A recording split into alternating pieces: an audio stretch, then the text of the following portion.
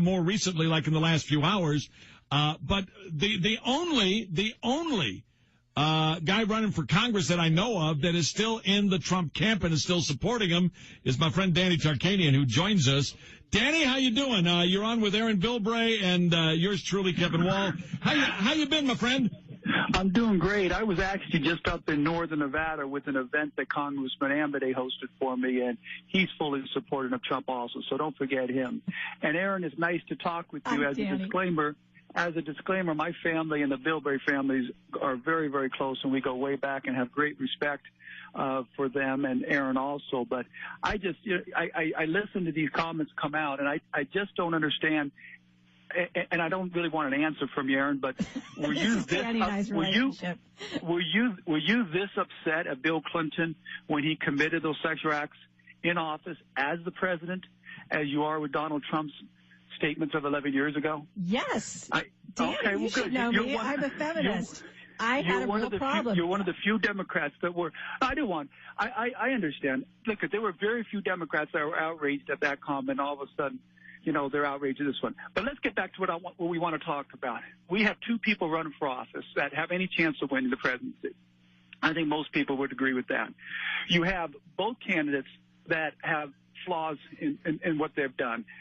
But what bothers me the most of what's going on is all anybody talks about is Donald Trump's flaws. They don't say anything about the flaws that Hillary Clinton has. We could go on from the fact that she failed to respond to numerous requests by Ambassador Stevens, and 4 people died. And then when she met the relatives of the people that had died in Benghazi, she lied to them and told them it was about a video. I mean, how bad of a person can you be that you treat people like that?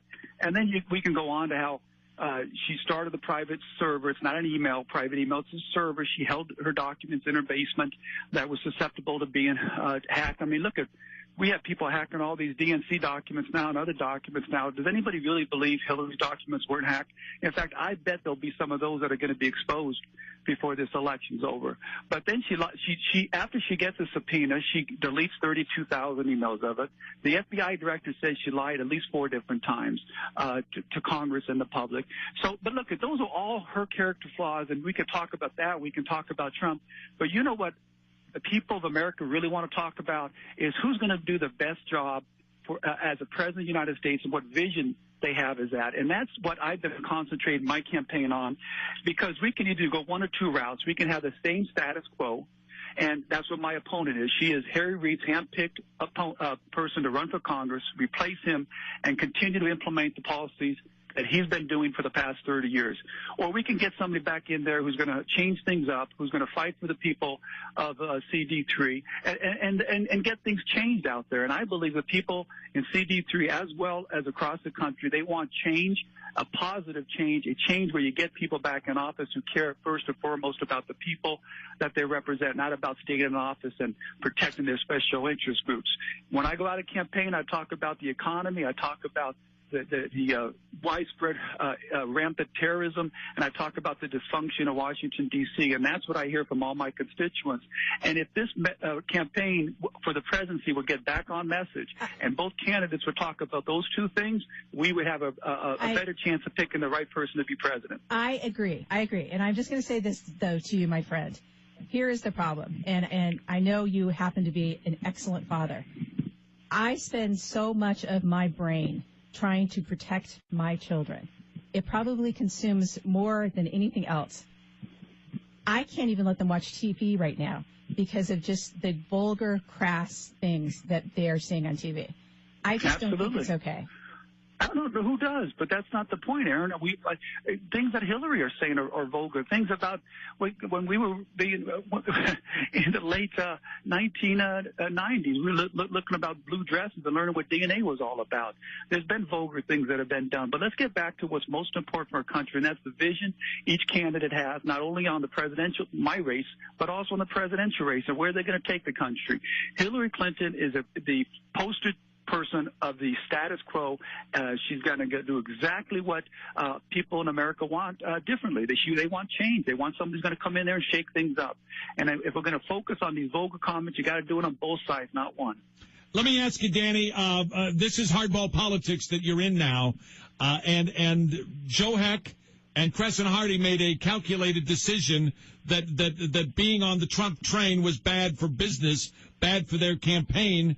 And so they backed away from Donald J. Trump. You're sticking with Trump. Do you worry when your head's on that pillow? Do you worry that maybe you made a bad political calculation in sticking with Trump?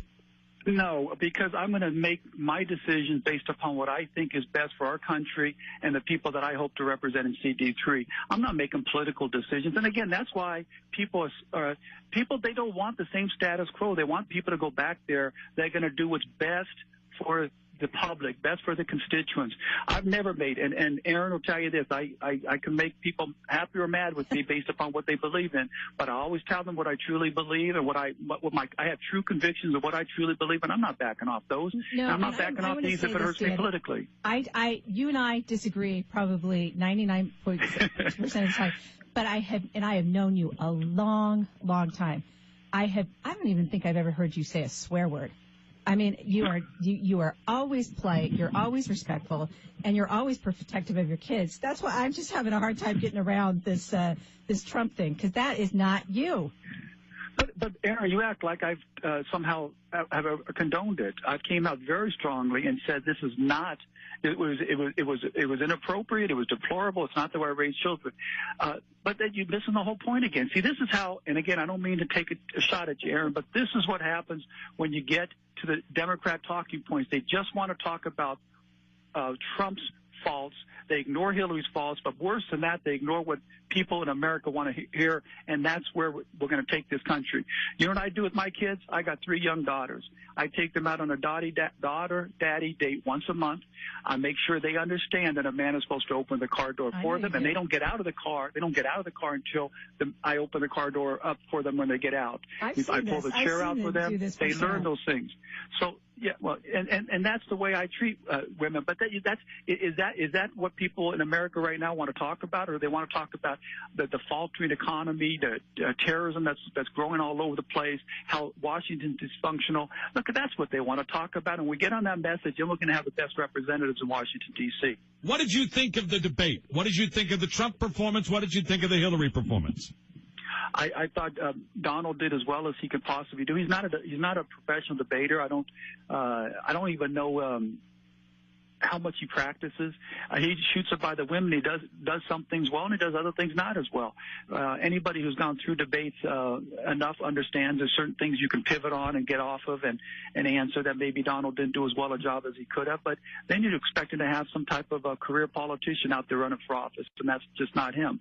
Again, Hillary, I apologize, Aaron. We're going to disagree one of those 99.6% of the time. She looks smug. She looks condescending. She talks down. Again, to me, it's the opposite of what I hope to see in our elected officials. There was a wonderful congressman named Jim Bilbray that I looked up to tremendously, and he was dignified. He was polite. He was a statesman, and you understood he did what was best for the community. He didn't have that smug look, that condescending look, that disgusting look, and I think that turns people off. Yeah, that was at 0.04%. I want to ask you, because you talked about pivoting, and it's something I know that you have to do in debates. I want to ask you, because one of the things, I started to make a list, and then I ran out of paper, of the areas where I thought Donald Trump left something on the table. For instance, when she started talking about how the Russians are involved, our government believes that the Russians are hacking Democrat emails. And then I wanted to say, hey, is this the same story like the video in Benghazi? You guys, the government told us that. It turned out that was a lie. But he didn't do it. But look at what's important. Is it because the Russians are hacking? First of all, do you know WikiLeaks, they're not hackers. They don't hack them. So they're the ones that are releasing them. So she misrepresented that to the public. And that's the first lie of I don't know. That's not the first. That was probably her 20th lie during the debate. But that's just the way she talks.